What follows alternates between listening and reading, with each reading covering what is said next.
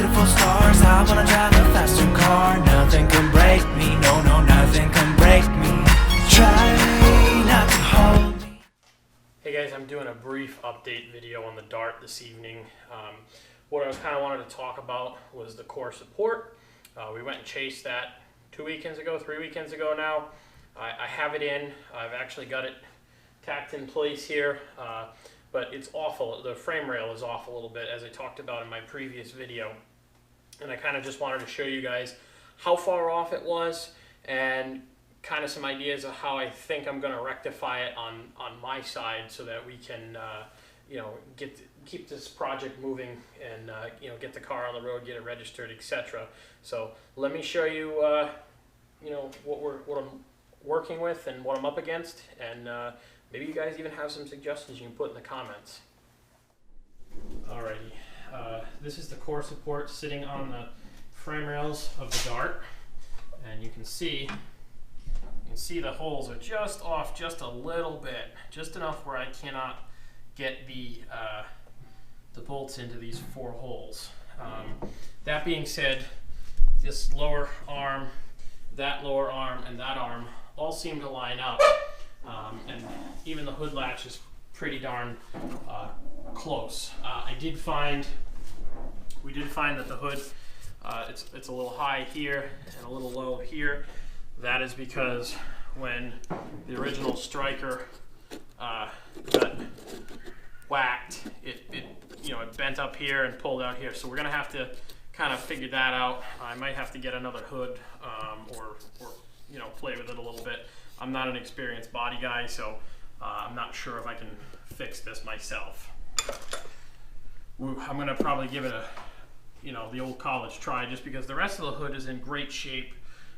It's not rusty, so it seems kind of, again, silly to throw the whole car away or throw the whole hood away just for that one little spot there. So this is the outside of the frame rail here. This is where the air cleaner bracket sits, and the camera probably won't pick up on it, but what you can feel here is it's very lightly indented. Just right here, right about at the sectioning line, or right just behind the sectioning line. So I think what we're going to do is we're going to try and pull this out a little bit. I've got to pull this lip out here just a little bit. It's not, like you can see, it is not off by much. It's just enough where I can't get the bolts in. The same thing goes on this back side here. I think what we're going to do is we're going to remove this alternator, and I'm going to work on, I'm going to either get some kind of a slide hammer, and we're going to kind of pull this back a little bit, and hopefully that will help kind of straighten the rail enough to where it needs to be so it can line up. That, unfortunately, is the only thing that's really holding me up on this car. I've looked at getting other bodies. I've looked at having a body shop look at it. Body shops around here don't seem to want to touch it, just because it's a project car. They're all looking for insurance jobs. They get the full job, and that's it. I'm not looking for that. I'm purely looking for somebody to fix this one issue, and I will put the rest of it back together, because that's what I want to do. So that's kind of where I'm at with this car. Unfortunately, so this is going to take a little bit of time to rectify, because I'm not experienced enough with it. Like I said, I've looked at other bodies, and there's been a few that have come up on Copart that I've been really interested in, and unfortunately, by the time I get them, you're talking probably another at least $1,500 to $2,000 for something that's all bolt-on, repairable type parts, and then this one would become the parts car. I don't really want to do that. This car is in fairly good shape, other than that one rail issue. If you were to look down this rail here, this rail is dead on. I took the battery box out here so that we could take a look at this rail and see. I wanted to see if this one was bent too, but it is solid. You can put your eye right down on this line, and it's straight back. And the measurement from the strut tower to the top of the frame rail over here, I'll try and show that in another video.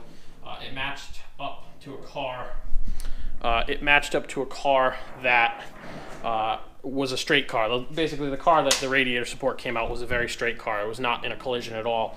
And I took some measurements and just to kind of see what I was working with on my end to match them up. And this is the first time I've used the tram gauge.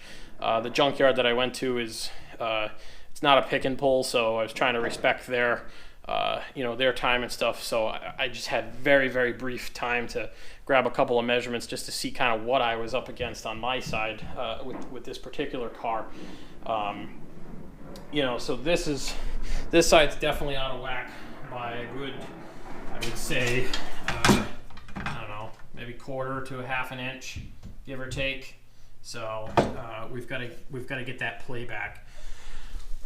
Once I kind of straighten the curves or the buckle, that's not really a buckle, but the pull out here in this rail, we might be able to take a clamp on the front of this frame rail here and just kind of pull it back slightly the rest of the way.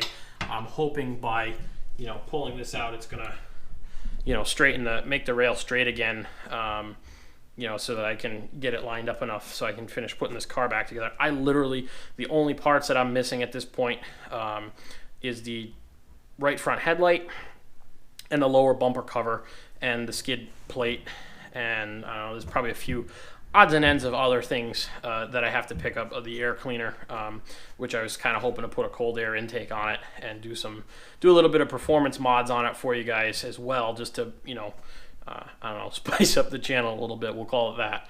So this is kind of where I'm at with this car. I am definitely going to be working on acquiring some puller tools to try and pull this rail straight a little bit so that we can continue on with it. I do have a stud welder, so we might have to utilize that to get a slide hammer on there and kind of start pulling things back and squaring things up. So I think that's pretty much where we're at on this car for the night. Stay tuned, guys. Again, if you like what I'm doing with the channel, you like the Dart, you like some of the projects. I'm trying to be a little bit different. Everybody's doing Mustangs and Camaros and things like that. This is kind of more of a realistic DIY type build. Unfortunately, I didn't realize the frame rail was bent. That's my fault. That's on me.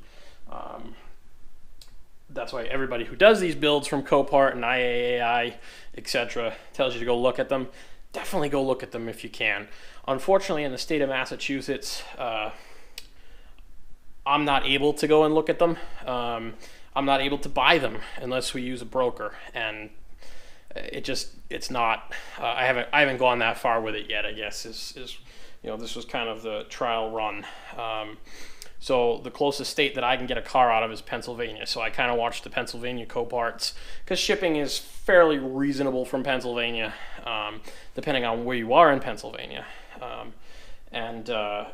Sometimes that's where this car came out of. So